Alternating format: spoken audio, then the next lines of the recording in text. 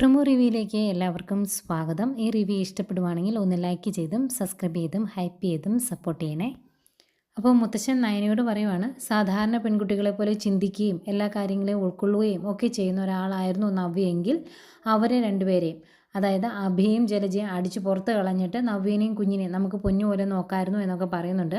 പിന്നെ നവ്യയാണ് കാണിക്കുന്നത്, അഭി വണ്ടി കഴുകുന്നത് ഇഷ്ടപ്പെടാതെ നവ്യ അവിടെ ചെന്ന് അഭിയോട് പറയുവാണ്, നിനക്ക് AN ജ്വല്ലറിയിൽ ഒരു ജോലി ഞാൻ മേടിച്ചു തരാമെന്ന് പറഞ്ഞതല്ലേ, പിന്നെ എന്തിനാണ് നീ ഈ പണിയൊക്കെ എടുക്കുന്നത് എന്ന് ചോദിക്കുമ്പം അഭി പറയുന്നുണ്ട്, എവിടെ ജോലി ചെയ്താലും നമ്മൾ വന്ന് താമസിക്കേണ്ടത് ഈ വീട്ടിലല്ലേ എന്ന്.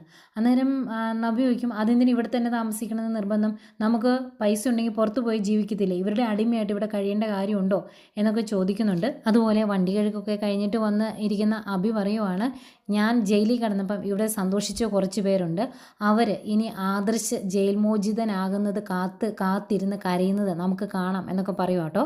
പക്ഷേ ഇവരിങ്ങനെയൊക്കെ സംസാരിക്കുമ്പോഴത്തേക്കും കുറേ കഴിഞ്ഞ് ആദർശ് നയനെ വിളിക്കുവാണ്. ആദർശ് ജയിലായില്ല കേട്ടോ. എന്നിട്ട് നയനോട് പറയുന്നുണ്ട്, ജയിലാക്കാൻ വേണ്ടി ഇവിടെ കുറച്ച് പേർ ശ്രമിച്ചായിരുന്നു, പക്ഷേ ഭാഗ്യം കൊണ്ട് ഞാൻ രക്ഷപ്പെട്ടു, എനിക്ക് പ്രശ്നങ്ങളൊന്നുമില്ല എന്ന് പറയുന്നു.